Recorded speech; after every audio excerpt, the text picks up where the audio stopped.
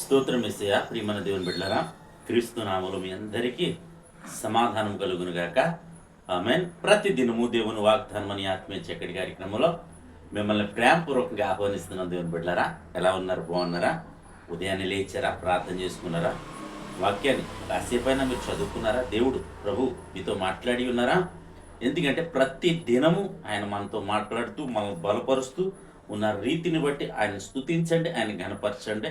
ఆయన ఇస్తున్న వాగ్దానాలను బట్టి ఆయన మహింపరచాలని మీకు తెలియజేస్తూ, ఆయన ఇచ్చిన వాగ్దానాలను ప్రతి ఒక్కరూ స్వతంత్రించుకోండి. అంటే విశ్వాసములో, అంటే ఈ వాగ్దానం ద్వారా నాతో ప్రభువా మీరే స్పష్టంగా నాతో మాట్లాడారని నమ్మటమే మరి మీ విశ్వాసాన్ని వృద్ధి పొందించుకుంటాం, వాగ్దానాన్ని పొందుకుంటాం. కనుక ప్రతి ఒక్కరూ మీరు ఆ విధంగా విశ్వాసంలో ముందుకు సాగాలని తెలియజేస్తూ ప్రతి దినము దేవుని వాగ్దానం అని ఆత్మీయ చక్కటి కార్యక్రమంలో వాగ్దానాన్ని చదువుతున్నాను.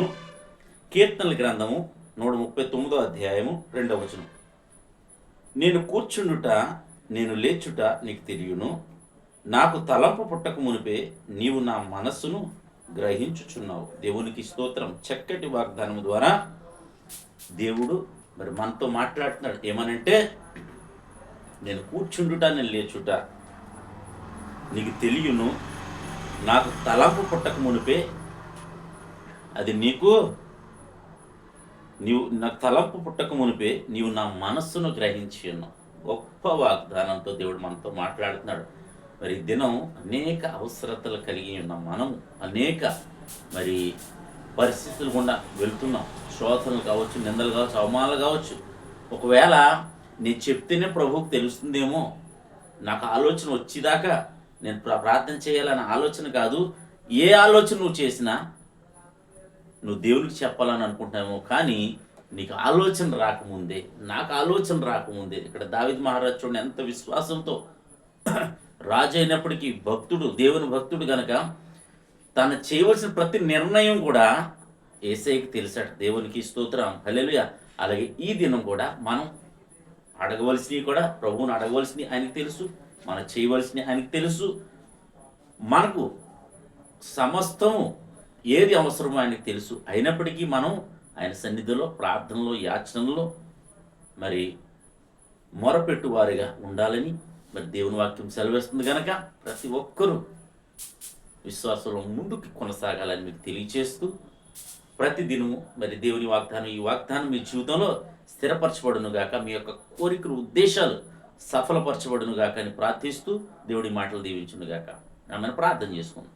స్తోత్రము తండ్రి, వందనాలు యేసయ్యా. ప్రతి దినము దేవుని వాగ్దానం అని ఆత్మీయ చక్కటి కార్యక్రమంలో మీరు ఇస్తున్న వాగ్దానం బట్టి స్తోత్రాలు. మాకు ఇస్తున్న వాగ్దానం ప్రభా, మాకు తలంపు పుట్టక మునిపే నాయన మా మనస్సును గ్రహించి ఉన్న దేవానికి స్తోత్రాలు. అవును ప్రభా, మా అవసరతలు, మా యొక్క శ్రమలు, మా యొక్క ఇబ్బందులు, మా యొక్క వ్యాధులు నాయన, మా యొక్క బాధలు నా తండ్రి, మేము ఎదుర్కొంటున్న ప్రతి పరిస్థితులు, నిందలు, అవమానాలు నాయన సమస్తము నీకు తెలియను గనక నాయన, అయినప్పటికీ నీ సన్నిధిలో మొరపెట్టుకుంటున్నాం, ప్రార్థించుకుంటున్నాం.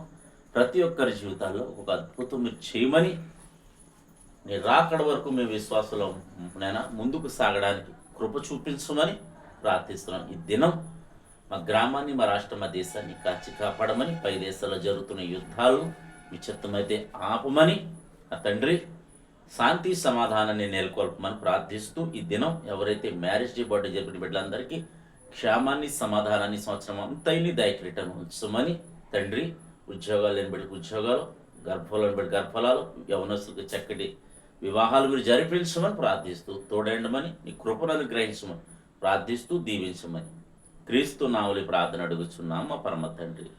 ఆమేన్. నేను నమ్ముతున్నాను ప్రియమైన దేవుని బిడ్డలారా, ప్రతి ఒక్కరితో ప్రభు మాట్లాడారని నమ్ముతున్నాను. ప్రతి ఒక్కరిని దేవుడు దీవించును గాక. ఆమేన్.